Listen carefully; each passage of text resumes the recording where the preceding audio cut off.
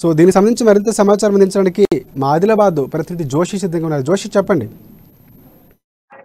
Right Rajasekhar, ఇక్కడ ఆదిలాబాద్ కు సంబంధించి చూసినట్లయితే ప్రధానంగా ఇక్కడ అంటే అధికార పార్టీకి సంబంధించి ఇంతవరకు ఏకఛత్రాధిపత్యం కొనసాగినటువంటి నేపథ్యము. అయితే ఇంతవరకు అంటే గడిచిన 8-8.5 సంవత్సరాల్లో వాళ్ళు ఆడిందే ఆట పాడిందే పాటగా కొనసాగుతున్నటువంటి నేపథ్యం.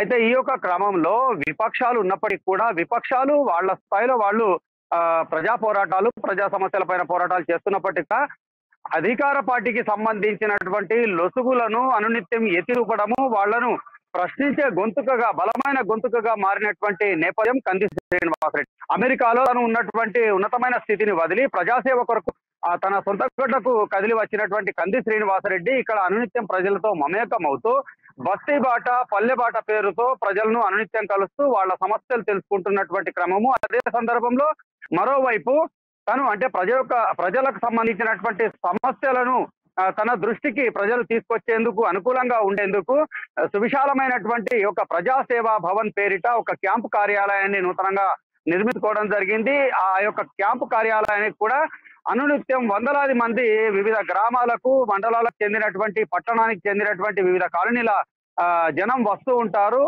కంది శ్రీనివాసరెడ్డికి తమ గోడు వెళ్ళబోసుకుంటూ ఉంటారు. అయితే ఇదే సందర్భంలో ఇక్కడ మనం ప్రత్యక్షంగా చూడవచ్చు, రోజు కూడా ఇక్కడ అన్నదానం జరుగుతుంది. అలాగే పట్టణంలో ఎక్కడెక్కడైతే ప్రజలకు నీటికి అంటే ఇప్పుడు ప్రస్తుతం ఉన్నటువంటి వేసవి కాలం దృష్ట్యా నీటి ఎద్దడి ఎక్కడైతే ఉందో, జనం నీటి కోసం అల్లాడిపోతున్నారో దాన్ని గుర్తించి వాళ్లకు తాగునీరు అందించేందుకు బృహత్తరమైనటువంటి తాగునీటిని కూడా సరఫరా చేస్తున్నటువంటి నేపథ్యము.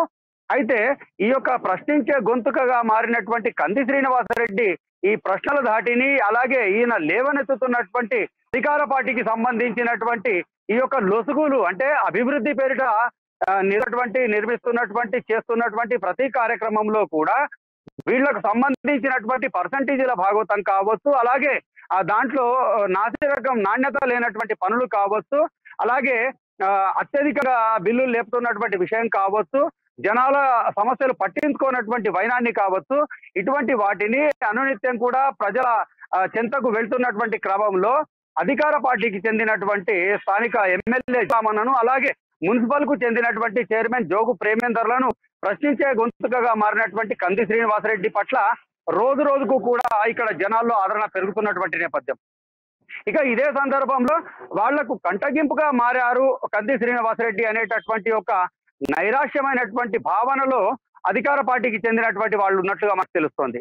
అయితే ఈ కంది శ్రీనివాసరెడ్డి ప్రశ్నించే గొంతుకగా ఉన్నటువంటి నేపథ్యంలో ఎట్టి పరిస్థితుల్లోనైనా సరే ఇది ఇక మీదట కొనసాగించొద్దు అనేటటువంటి ఒక నిశ్చయానికి వచ్చినట్టుగా మనకు వాళ్ళ ఇరిటేషన్ ని బట్టి తెలుస్తుంది. అదే క్రమంలో అధికార పార్టీకి చెందినటువంటి శాసనసభ్యుడిగా స్థానిక మున్సిపల్ యంత్రాంగం పైన ఆయన స్థాయిలో ఒత్తిడి తీసుకొచ్చి తీవ్రంగా ఇక్కడ ప్రజాసేవా భవన్ వద్ద ఏదైతే తన సొంత డబ్బులతో కాలనీ వాసులకు ఇబ్బంది కలగకుండా ఉండేందుకు వాళ్ళ సౌకర్యార్థం తన సొంత డబ్బులతో నిర్మించినటువంటి ఏదైతే డ్రైనేజ్ ఉందో నాలా, దాన్ని, అలాగే ఈ దోమల బెడద ఉండొద్దు, అలాగే ఎవరైనా పిల్లలు ఆడుకునే సందర్భంలో కావచ్చు, వాహనదారులకు కావచ్చు ఇబ్బందికరంగా ఉండదు అన్నటువంటి కోణంలో ఆలోచించి ఆ యొక్క నాలాల పైన సిమెంట్ తో ప్లేట్లు ఏర్పాటు చేసినటువంటి పరిస్థితి, అంటే స్లాబ్ వేయించినటువంటి పరిస్థితి. అయితే అధికార పార్టీకి చెందినటువంటి ఎమ్మెల్యేకు కంటగింపుగా మారారు అన్నటువంటి నేపథ్యంలో కంది శ్రీనివాసరెడ్డిని రాజకీయంగా ఎదుర్కోలేనటువంటి పరిస్థితి, ప్రతీకారానికి సంబంధించినటువంటి చర్యలకు పూనుకున్నట్లుగానైతే ఇటు స్థానికులు అభిప్రాయపడుతున్నారు. పరిస్థితులను బట్టి చూస్తే కూడా మనకు అదే విధంగా తెలుస్తున్నటువంటి పరిస్థితి.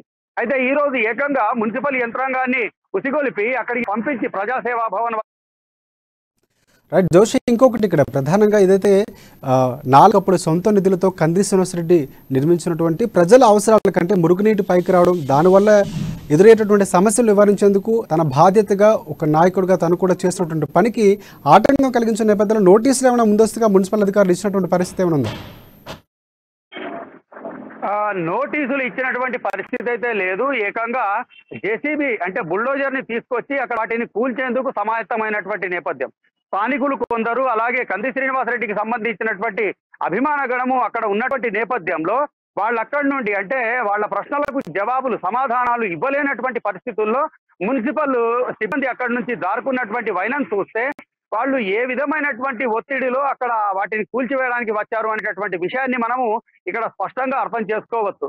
అయితే వాస్తవంగా ఈ యొక్క పరిస్థితిని అక్కడ ఉన్నటువంటి సమీప ప్రాంతాలకు చెందినటువంటి కాలనీ వాసులందరూ కూడా దీనిపైన రైట్. ఇంకొకటి ఏదైతే ఆ నాలాల పైకప్పులు తొలగించిన సందర్భంలో ఆ పక్కన ఉన్నటువంటి నివాసాలకు సంబంధించినటువంటి ఇళ్లలో ఉన్నవారు ఏమైనా ప్రశ్నించారంటే వాళ్ళకి సమాచారం ఇవ్వడం అనేది కనీసంగా ఉన్నటువంటి మున్సిపల్ అధికారులకి బాధ్యత అని చెప్పుకోవచ్చు. అంటే అది అక్రమంగా చేసినటువంటి అయితే కాదు, ఎందుకంటే ప్రజలకు ఉపయోగకరమైనటువంటి ఒక కోణంలోనే నిర్మించినటువంటివి దాన్ని చేసినటువంటి పనులుగా చూసుకోవచ్చు. అంటే ఆ కోణంలో వాళ్ళకి ఏమైనా చెప్పడం కానీ అలాంటిది కూడా ఏమైనా జరిగిందా? నోటీసులు ఇవ్వడము అనేటటువంటి విషయం అయితే అసలు ఇక్కడ ప్రస్తావన లేదు.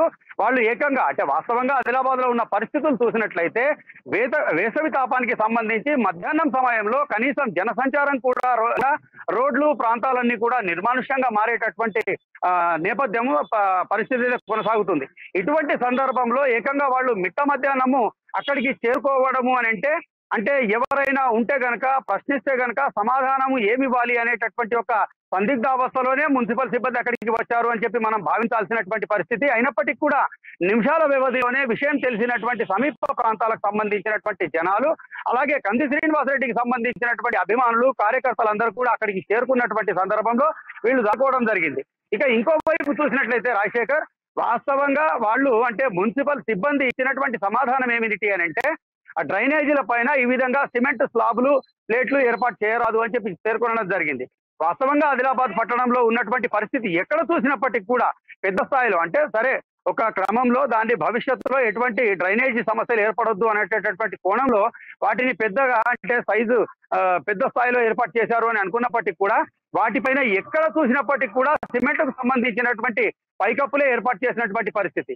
అయితే వాటిని అన్నిటికీ కూడా అంటే ఓటు బ్యాంకు రాజకీయ క్రమంలో భాగంగా ఫుట్పాత్ పేరిట ఫుట్పాత్ కు సంబంధం లేని స్ట్రీట్ వెండర్స్ కు సంబంధం లేనటువంటి దుకాణాల ఏర్పాటు, అలాగే వేలకు వేలు అద్దె చెల్లిస్తున్నటువంటి వాళ్ళకు సంబంధించినటువంటి అక్కడ సామాన్లు అక్కడ ఏర్పాటు చేయడము, పార్కింగ్ కు సంబంధించినటువంటి వాటి కొరకు వినియోగించడము అనేటటువంటిది ఆదిలాబాద్ జిల్లా కేంద్రంలో చాలా సాధారణమైనటువంటి విషయము. అయితే పట్టణ వ్యాప్తంగా ఉన్నటువంటి ఈ యొక్క పరిస్థితిని వాళ్ళు ఏమాత్రం పట్టించుకోకుండా కేవలం ఒక కంది శ్రీనివాసరెడ్డికి సంబంధించినటువంటి ప్రజాసేవా భవన్ క్యాంపు కార్యాలయం వద్దనే వీళ్ళు ఈ విధమైనటువంటి చర్యలు తీసుకోవడము అనేటటువంటిది ప్రస్తుతం స్థానికంగా పూర్తిగా చర్చనీయాంశంగా మారింది. అదే సమయంలో మున్సిపల్ సిబ్బందికి సంబంధించినటువంటి ఈ చర్య అధికార పార్టీ అలాగే రైట్ జోషి, ఒకటి ఈ పరిణామం చూస్తుంటే మొత్తంగా బీజేపీ నాయకులు ఎవరైతే ఉన్నారో కంది శ్రీనివాసరెడ్డి తను చేసినటువంటి పనికి ప్రభుత్వం ఇలా చేయడం లేకపోతే మున్సిపల్ అధికారులు చేయడం అనేది ఒక రకంగా ప్లస్ అవుతుంది అని మనం అనుకోవచ్చా? లేదా దానిపైన ఎందుకు ప్రధానంగా స్పందించారు? ఖచ్చితంగా రాజశేఖర్, వాస్తవంగా రాజకీయంలో ఉన్నటువంటి ప్రత్యర్థులు కావచ్చు, ప్రత్యర్థి పార్టీలు కావచ్చు, వాళ్ళని కేవలం రాజకీయంగా ఎదుర్కోవడము అనేటటువంటిది మాత్రమే ప్రజలు హర్షిస్తారు ఎక్కడైనా. ఎందుకంటే ప్రజాస్వామ్యంలో వివిధ భిన్నమైనటువంటి మనస్తత్వాలు ఉన్నటువంటి నాయకులు, భిన్నమైనటువంటి రాజకీయ పార్టీలు ఉండటము అనేటటువంటిది పరిపాటి విషయం. అయితే ఏ పార్టీ అయినప్పటికీ, ఏ ప్రత్యర్థి అయినప్పటికీ కూడా రాజకీయాన్ని రాజకీయంతోనే ఎదుర్కోవడము అనేటటువంటిది జనాలు హర్షించేటటువంటి విషయం. కానీ అందుకు భిన్నంగా రాజకీయంగా తన ప్రత్యర్థిగా ఎదుగుతున్నాడు, ప్రజల్లో మమేకం అవుతూ అనునిత్యం తన పరపతిని పెంచుకుంటున్నాడు, ప్రజలకు దగ్గరవుతున్నాడు అనేటటువంటి అక్కసుతో చేసినటువంటి చర్యగా స్థానికులందరూ భావిస్తున్నటువంటి క్రమంలో ఖచ్చితంగా అధికార పార్టీ పైన దీనికి సంబంధించి వ్యతిరేకత పెరగటము ఖాయము. అలాగే కంది శ్రీనివాసరెడ్డికి సంబంధించి సొంత నిధులతో ఏర్పాటు చేసినటువంటి ఈ యొక్క విషయాన్ని వాస్తవంగా మున్సిపల్ తన నిధుల ద్వారా ఏర్పాటు చేయాల్సినటువంటి నాలాలు కావచ్చు, పైకప్పులు కావచ్చు, అవేమి పట్టించుకోనటువంటి పరిస్థితుల్లో తన సొంత ఖర్చులతో ఏర్పాటు చేసి వాస్తవంగా ప్రత్యామ్నాయంగా ఇక్కడ సమాంతరంగా మున్సిపల్ కు సమాంతరంగా పనులు చేశారని చెప్పి అనుకోవచ్చు కంది శ్రీనివాసరెడ్డిని. ఇటువంటి క్రమంలో వీటిని కూల్చివేయడము అనేటటువంటిది కంది శ్రీనివాసరెడ్డి పైన ఒక రకంగా స్థానికుల్లో ఒక మంచి అభిప్రాయం ఏర్పడటము, మున్సిపల్ సిబ్బంది ద్వారా ఏదైతే అధికార పార్టీ వారు చేయించినటువంటి యొక్క దురాగతం ఉందో దీనిపైన విమర్శలు రోజు రోజుకు వెల్లువెత్తడం అనేటటువంటిది ఖచ్చితంగా రాబోయే రోజుల్లో జరుగుతుందని మాత్రం మనం భావించవచ్చు రాజశేఖర్.